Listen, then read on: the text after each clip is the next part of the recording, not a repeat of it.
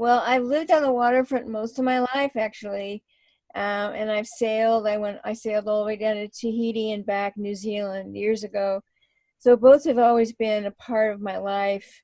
The water, the sky, the environment of that.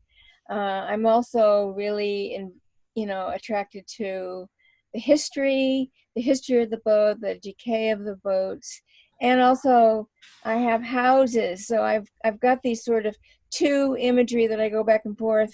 It's like they're metaphors on how I see and express the world, how I see the world. So the boats have been a big part of my last body of work, which has been the last, I guess, 10 years now. I think I've been working on that series. Um, but each is its own experience, and I really like to have the audience make up their own story about their experience. This one's titled Spill, and it's 48 by 60 inches. I love this painting. It sort of was a magic painting. It just, sometimes paintings just happen. And one stroke leads to another stroke, or one drawing area leads to another drawing area.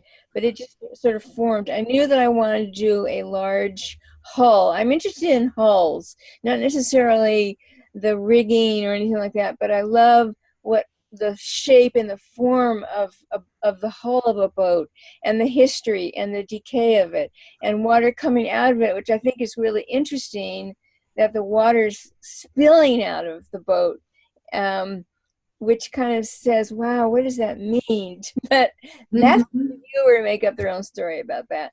But I also like the aggressiveness that I have in my drawing and my painting itself. I work really fast.